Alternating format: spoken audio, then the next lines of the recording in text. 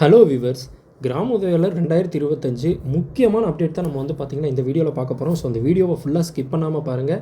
So நம்ம last 2 மந்த்ஸாக வந்து பார்த்திங்கன்னா இதுக்காக நீங்கள் அப்ளிகேஷன் ஃபார்ம் ஃபில் பண்ணி அவங்களுக்கெல்லாம் சப்மிட் பண்ணி நீங்கள் ரிட்டன் எக்ஸாம், ரீடிங் எக்ஸாம், அதுக்கப்புறம் வந்து இந்த திறனறி தேர்வு இதெல்லாம் அந்த 30 மார்க்குக்கு முடிச்சு நீங்கள் ஃபைனல் ஸ்டேஜாக வந்து பார்த்திங்கன்னா இந்த இன்டர்வியூ அப்படிங்கிறது வர்றதா வந்து பார்த்திங்கன்னா மிக முக்கியமான கட்டம்.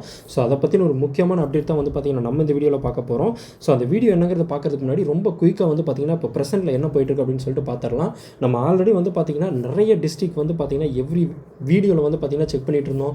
32 டிஸ்ட்ரிக்ட்லேயும் வந்து பார்த்திங்கன்னா தனித்தனியாக டேப்பில் ஓப்பன் பண்ணி அது எப்படி போயிட்டுருக்கு, எந்த டேட்டில் வந்து பார்த்திங்கன்னா அப்ளிகேஷன் எந்த எண்ட் டேட் கொடுத்துருக்காங்க. ஸோ அதிலேருந்து 15 டேஸ்லேருந்து 20 டேஸ் கணக்கு வச்சா இப்போ எந்தெந்த டிஸ்ட்ரிக்ட்டில் வந்து பார்த்திங்கன்னா அந்த ரிட்டன் எக்ஸாம் போயிட்டுருக்கோம் அப்படிங்கிறத பற்றிலாம் பார்த்தோம். ஸோ இன்னுமே வந்து பார்த்திங்கன்னா நிறைய மாவட்டங்களில் வந்து அந்த ஹால் டிக்கெட் அப்படிங்கிறத வந்து பார்த்திங்கன்னா வரலன்னு சொல்லிட்டு வந்து பார்த்திங்கன்னா நிறைய சோஷியல் மீடியாக்களை வந்து பார்க்க முடியுது. ஸோ அந்த மாதிரி ஹால் டிக்கெட் வராதவங்களாம் வந்து பார்த்திங்கன்னா நீங்கள் வந்து அந்த கிராம வட்டாட்சியர் நீங்கள் யாருக்கு அமிச்சிங்களோ அந்த வட்டாட்சியர் அலுவலகம்னு சொல்லிட்டு ஒரு 10 கிராமத்துக்கு வந்து ஒருத்தவங்க இருப்பாங்கல்ல. ஸோ அந்த மாதிரி இருக்கவங்களுக்கு வந்து பார்த்தீங்கன்னா நீங்கள் போய் செக் பண்ணலாம். அப்படி இல்லைனா நான் முன்னாடியே நிறைய வீடியோவில் பேசியிருக்கேன். அது வந்து நீங்கள் அதுக்கு பர்ஃபெக்டாக அந்த ஒரு அந்த வேகன்சிக்கு உண்டானவங்களுக்கு நீங்கள் எலிஜிபிளாக இருந்து நீங்கள் அப்ளை பண்ணியிருந்தீங்கன்னா மட்டும்தான் உங்களுக்கு ஹால் டிக்கெட் அப்படிங்கிறத அனுப்புவாங்க. அதர்வைஸ் வந்து பார்த்தீங்கன்னா உங்களை அனுப்ப மாட்டாங்க. அதே மாதிரி அவங்க கேட்டிருந்த எல்லா டீட்டெயில்ஸும் இப்போ என்னென்ன சர்டிஃபிகேட்ஸ் கேட்டாங்களோ அது எல்லாமே நீங்கள் ப்ரொவைட் பண்ணியிருந்தீங்கன்னா மட்டும்தான் உங்களை நெக்ஸ்ட் ஸ்டெப்புக்கு வந்து பார்த்தீங்கன்னா ப்ரொசீட் பண்ணுவாங்க. இது வந்து ஆன்லைன் அப்ளிகேஷன் கிடையாது. நீங்கள் வந்து ஒன்ஸ் அப்ளை பண்ணிவிட்டு இல்லை கரெக்டாக இல்லையான்னு சொல்லிட்டு செக் பண்ணுறதுக்கு இது நீங்கள் வந்து பார்த்தீங்கன்னா உங்களுக்குள்ளேயே நீங்கள் அதை பார்த்து உங்களுக்கு எந்த அளவுக்கு அதை பற்றி அவேர்னஸ் இருந்திருக்குன்னு தெரியாது.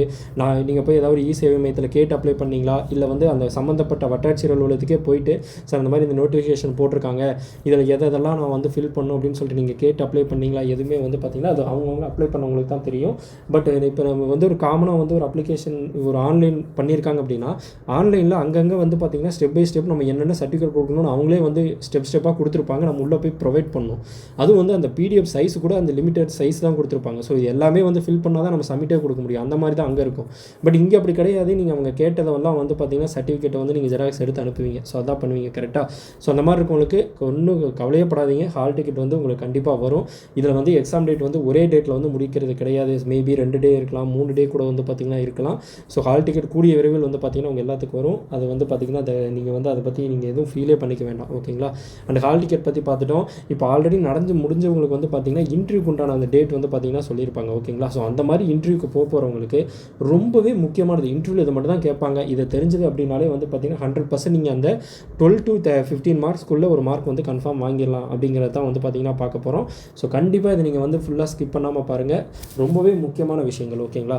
ஸோ நீங்கள் இப்போ ஒரு இன்டர்வியூ போகிறீங்க, வந்தோன்னே உங்கள் பேர் கேட்டுட்டு ஓகே நீங்கள் தானா உட்காருங்க அப்படின்னு சொல்கிறாங்க. உட்காந்ததுக்கப்புறமா ஃபஸ்ட்டு உங்ககிட்ட வந்து ஒரு சில கேள்விகள் கேட்பாங்க இல்லையா, அது என்ன அப்படிங்கிறத பார்ப்போம்.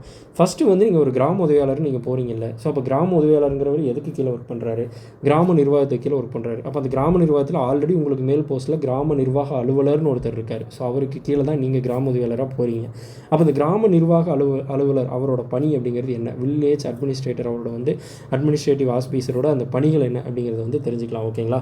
கிராம நிர்வாக அலுவலரின் முக்கிய பணிகள் அப்படிங்கிறது நிர்வாக பணிகள் வந்து கிராம கணக்குகளை பராமரிப்பது, பிறப்பு மற்றும் இறப்பு பதிவேடுகளை பராமரிப்பது, அரசின் நில வருவாய் மற்றும் இதர வரிகளை வசூலிப்பது, நில ஆக்கிரமிப்புகளை தடுப்பது மற்றும் சமூக விரோத செயல்கள் குறித்து அறிக்கை அனுப்புவது. யாருக்கு அனுப்புவதுனா அவங்களுக்கு மேலே இருக்கக்கூடிய வட்டாட்சியர், கோட்டாட்சியர் இல்லைனா வந்து சம்மந்தப்பட்ட காவல்துறை கிட்ட வந்து அனுப்புறது. ஸோ இது வந்து நிர்வாக பணிகள். அடுத்து வருவாய்த்துறை பணிகள்னு பார்த்தீங்கன்னா நிலம் தொடர்பான பதிவேடுகளான சிட்டா, அடங்கல், பதிவேடு போன்றவற்றை முறையாக பராமரிப்பது, பட்டா மாறுதல் தொடர்பான அறிக்கைகளை வழங்குவது, வாரிசு சான்று, வருமான சான்று, இருப்பிடச் சான்று, ஜாதி சான்று போன்ற சான்றிதழ்கள் வழங்குவது தொடர்பான ஆய்வுகளை மேற்கொள்வது. ஓகேங்களா. சட்டமன்ற ஒழுங்கு பணிகள் என்னென்னு பார்த்தீங்கன்னா கிராமத்தில் நடக்கும் குற்றங்கள், விபத்துக்கள், தற்கொலைகள் போன்ற நிகழ்வுகள் குறித்து காவல்துறைக்கு தகவல் அளிப்பது மற்றும் விசாரணைக்கு உதவுது. ஃபஸ்ட் எடுத்தோன்னா உங்களுக்கு தான் இந்த விஷயம் தெரியுது அப்படின்னா டக்குன்னு நீங்கள் என்ன பண்ணணும்னா அந்த காவல்துறை அதிகாரிகளுக்கு வந்து சம்மந்தப்பட்ட உங்கள் ஏரியாவுக்குன்னு ஒரு கிராமத்துக்குன்னு சொல்லிட்டு கண்டிப்பாக ஒரு பிசிஓ இல்லை ஒரு ஏட்டோ வந்து பார்த்திங்கன்னா போட்டிருப்பாங்க. அவங்களுக்கு வந்து நீங்கள் வந்து பார்த்திங்கன்னா உடனே இன்ஃபார்ம் பண்ணுறது உங்களோட கடமை. ஓகேங்களா. அடுத்த மக்கள் நலத்திட்ட பணிகள் வந்து பார்த்திங்கன்னா முதியோர் உதவித்தொகை, விதவை உதவித்தொகை போன்ற அரசு நலத்திட்டங்களுக்கு விண்ணப்பிப்பவர்களை தகுதியை ஆய்வு செய்து அறிக்கை அளிப்பது, மக்கள் தொகை, கால்நடை கணக்கெடுப்பு போன்ற அரசு புள்ளி விவரங்களை சேகரிப்பது. இப்போ வந்து பார்த்திங்கன்னா இப்போ ரீசெண்டாக வந்து இந்த டாக்ஸ் கூட வந்து பார்த்திங்கன்னா போயிட்டுருக்க நிறைய இஷ்யூஸ், இந்த மாதிரி வந்து திருநாய்கள் அதிகமாகிடுச்சு. அதே மாதிரி ஆதரவற்ற கால்நடைகள் வந்து பார்த்திங்கன்னா ரோட்டில் அங்கங்கே போகிறனால விபத்துகள் ஏற்படுது. ஸோ அந்த மாதிரி உங்களோட கிராமத்தில் வந்து பார்த்திங்கன்னா எத்தனை திருநாய்கள் அந்த மாதிரி இருக்குது, எத்தனை கால்நடைகள் ஆதரவு இல்லாமல் இருக்குது அப்படின்னு பார்த்து அந்த மாதிரியான புள்ளி விவரங்களாக வந்து சேமித்து இப்போ சப்போஸ் மேலே இருக்க கவர்மெண்ட்டில் கேட்குறாங்க அப்படின்னா கொடுக்குறது உங்களோட பணி தான். அடுத்து இயற்கை இடர்பாடு பணிகள் வந்து புயல், வெள்ளம், வறட்சி, தீ விபத்து போன்ற இயற்கை இடர்பாடுகள் ஏற்படும் போது பாதிக்கப்பட்டவர்களுக்கு நிவாரண உதவிகள் வழங்குவது, இழப்பீடு குறித்த அறிக்கைகளை உயர் அதிகாரிகளுக்கு அனுப்புவது. ஸோ இதை நீங்கள் வந்து டைரெக்டாக வந்து நீங்கள் வழங்க மாட்டீங்க. ஸோ கவர்மெண்ட்லன்னு சொல்லிட்டு இந்த மாதிரி பாதிப்பு ஏற்பட்டவங்களுக்குலாம் இவ்வளோ கொடுக்கணும் அப்படின்னு சொல்லியிருப்பாங்க. ஸோ அந்த மாதிரி எங்கெங்கே ஏற்பட்டிருக்கு, யாரெல்லாம் அந்த மாதிரி ஒருத்தவங்களுக்கு வந்து பார்த்திங்கன்னா குடிசை வந்து ஃபுல்லாக வந்து டேமேஜ் ஆகிருக்கலாம், இன்னும் ஒரு சிலருக்கு வந்து பார்த்திங்கன்னா வீடுக்குள்ளே ஃபுல்லாக தண்ணி போய் பொருட்கள் சேதமாக இருக்கலாம். ஸோ இந்த மாதிரி சேதமானவங்களாம் வந்து நீங்கள் வந்து பார்த்திங்கன்னா கணக்கிட்டு ஸோ இவங்களுக்கெல்லாம் வந்து இந்த மாதிரி பாதிக்கப்பட்டிருக்கான உங்கள் உயர் அதிகாரிகளுக்கு அனுப்புனீங்க அப்படின்னா அவங்க வந்து எவ்வளோ கொடுக்கணும் அப்படிங்கிறது வந்து பார்த்திங்கன்னா நெக்ஸ்ட் லெவல் ஆஃப் இதுக்கு வந்து கொண்டு போவாங்க. ஸோ இப்போ பார்த்தது எல்லாமே இந்த கிராம நிர்வாக அலுவலர் மற்றும் கிராம உதவியாளர் இவங்க சம்மந்தப்பட்டது. ஓகேங்களா, இதெல்லாம் தான் நீங்கள் வந்து பண்ணணும், இந்த மாதிரியான பணியெல்லாம் தான் நான் பண்ணுவேன் அப்படிங்கிறது வந்து நீங்கள் இப்போ நான் சொன்னது எல்லாத்தையுமே நீங்கள் வந்து பார்த்திங்கன்னா அவங்ககிட்ட கான்ஃபிடென்ட்டாக சொல்லலாம். ஓகேங்களா, ஸோ இது ஒன்று. அதுக்கப்புறம் வந்து அவங்க ஒரு ஜஸ்ட் ஒரு ஒன் வேர்டு மாதிரி உங்ககிட்ட ஒரு கொஸ்டின் கேட்பாங்க. அந்த மாதிரி கேட்குறதுக்குலாம் வந்து என்ன அப்படிங்கிறது வந்து முக்கியமானதுங்கிறது, இதை வந்து தெரிஞ்சுக்கோங்க. இதை மட்டும்தான் கேட்பாங்க. ஓகேங்களா, ஸோ கிராம நிர்வாகம் பற்றி ஒரு 50 கேள்வி வந்து பார்க்க போகிறோம். ஸோ அது ஃபஸ்ட்டு கொஸ்டின், கிராம நிர்வாக அலுவலர் எந்த துறையின் கீழ் பணிபுரிகிறார்? வருவாய்த்துறை. கிராம அளவில் அரிசி நிர்வாக அலுவலர் யார்? கிராம நிர்வாக அலுவலர். பதிவேடு என்பது என்ன? கிராமத்தில் உள்ள அனைத்து நிலங்களின் விவரங்கள், நிலத்தின் வகை, உரிமையாளர் பெயர் போன்றவற்றை உள்ளடக்கிய பதிவேடு. சிட்டா அப்படிங்கிறது என்ன? ஒரு குறிப்பிட்ட நிலத்தின் உரிமையாளர் பெயர், நிலத்தின் பரப்பு, நிலவரி போன்ற விவரங்களை காட்டும் ஒரு ஆவணம். ஸோ அது எவ்வளோ லேண்டு, அந்த லேண்டு யார் பேரில் இருக்குது, ஸோ அவங்க கட்டியிருக்க நிலவரி, அந்த போன்ற டாக்குமெண்ட்ஸ் எல்லாம் வந்து பார்த்திங்கன்னா காட்டக்கூடிய ஒரு ஆவணம். ஓகேங்களா. அடங்கல் என்பது என்ன? ஒரு நிலத்தில் எந்த பயிரிடப்பட்டுள்ளது, அதன் பரப்பு என்ன போன்ற விவரங்களை உள்ளடக்கிய ஒரு பதிவேடு. பிறப்பு மற்றும் இறப்பு சான்றிதழ்களை வழங்குவதில் கிராம நிர்வாக அலுவலரின் பங்கு என்ன? அதற்கான பதிவேடுகளை பராமரித்தல் மற்றும் சான்றிதழ் வழங்க அறிக்கை அளித்தல். இதில் கிராம உதவியாளரோட பணி என்ன? இதெல்லாம் வந்து அவங்களுக்கு கொண்டு போகிறதே வந்து பார்த்திங்கன்னா நீங்கள் தான். டேரெக்டாக வந்து பார்த்திங்கன்னா விஓஓ போய் பார்க்க மாட்டாங்க. இந்த மாதிரி நாங்கள் இதை ஃபில் பண்ண வந்திருக்கோம் அப்படின்னு சொல்லி கேட்டாங்கன்னா நீங்கள் அதை சரி பார்த்துட்டு நீங்கள் தான் வந்து பார்த்திங்கன்னா கிராம நிர்வாக அலுவலர்கிட்ட வந்து பாஸ் பண்ணுவீங்க. அடுத்து, நிலவரி, கடன்கள் போன்ற அரசுக்கு சேர வேண்டிய தொகைகளை வசூலிப்பவர் யார்? கிராம நிர்வாக அலுவலர். பட்டா என்பது என்ன? நிலத்தின் உரிமைதாரரை குறிக்கும் ஒரு அரசு ஆவணம். கிராம நிர்வாக அலுவலர் அலுவலகம் என்ற பெயரில் அழைக்கப்படுகிறது. கிராம நிர்வாக அலுவலகம், விஓஓ ஆஃபீஸ். கிராம உதவியாளர் என்பவர் யார்? கிராம நிர்வாக அலுவலருக்கு உதவியாக பணிபுரியும் ஒரு பணியாளர். ஓகேங்களா. புதிய பட்டா பெற யாரை அணுக வேண்டும்? கிராம நிர்வாக அலுவலர் மற்றும் வட்டாட்சியர் அலுவலகம், விஓஓ ஆஃபீஸும் அதுக்கப்புறம் வந்து பார்த்திங்கன்னா வட்டாட்சியர் அலுவலகமும் நீங்கள் போகணும். கிராமத்தில் சட்டமன்றம் ஒழுங்கை பேணுவதில் கிராம நிர்வாக அலுவலரின் பங்கு என்ன? குற்றச்செயல்கள் மற்றும் அசாதாரண மரணங்கள் குறித்து காவல்துறைக்கு வந்து பார்த்திங்கன்னா தகவல் தெரிவிப்பது.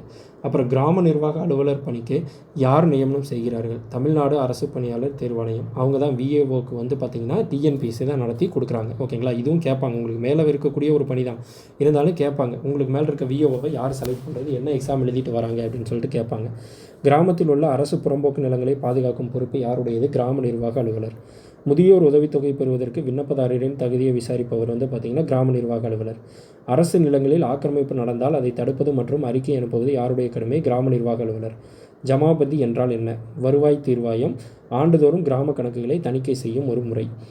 கிராம நிர்வாக அலுவலர் கிராமத்தில் உள்ள அரசு நிலங்களின் சர்வே கற்களை பராமரிக்கும் பொறுப்பில் உள்ளாரா? ஆம். கிராம நிர்வாக அலுவலரின் உயர் அலுவலர் யார்? வருவாய் ஆய்வாளர், ஆர்ஐ அப்படிங்கிறவங்க. ஸோ விஏஓக்கு அடுத்து வந்து பார்த்திங்கன்னா ஆர்ஐ. அதுக்கடுத்து கிராம நிர்வாக அலுவலர் மக்களிடம் இருந்து வசூல் செய்யும் வரிகள் என்ன? நிலவரி, நீர்வரி, மேம்பாட்டு வரி.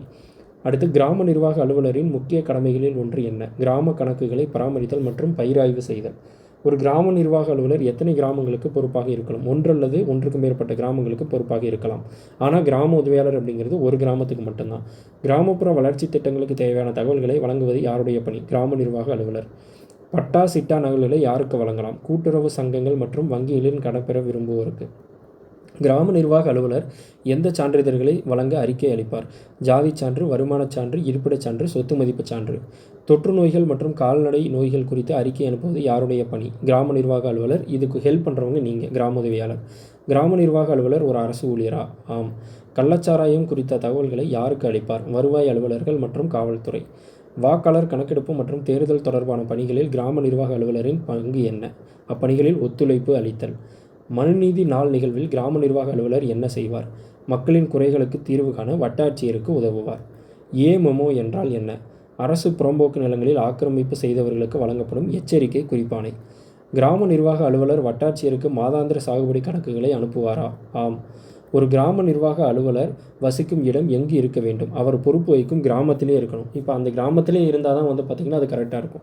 வேறு ஏதோ ஒரு டிஸ்ட்ரிக்டில் இருந்தோ இல்லை வேறு ஏதோ ஒரு நகரத்தில் இருந்தோ வந்து பார்த்திங்கன்னா வருது. அது வந்து இந்த மாதிரி சைக்காலஜிக்கலாக கேட்பாங்க. அப்படிங்க அந்த ஒர்க்கில் தான் இப்போ நீங்கள் எங்கேப்பா இருப்ப அப்படின்னு கேட்டாங்கன்னா, நான் இங்கே பக்கத்தில் தாங்க இருப்பேன், ஒரு 30 கிலோமீட்டர், அங்கேருந்து நான் டெய்லி வந்துட்டு போயிடுவாங்க அப்படின்னு சொல்கிறத விட, இல்லைங்க நான் அந்த கிராமத்திலேயே தாங்க இருக்குன்னு ஒருத்தர் சொல்கிறார் இல்லையா, அவருக்கு வந்து பார்த்திங்கன்னா கூடுதலாக மார்க் கிடைக்கிறதுக்கு வாய்ப்பு இருக்குது. அண்டு கிராமத்தில் உள்ள குளங்கள், ஏரிகள் மற்றும் நீர்ப்பாசன கால்வாய்களை பாதுகாக்கும் பொறுப்பு யாருக்கு உள்ளது? கிராம நிர்வாக அலுவலர்.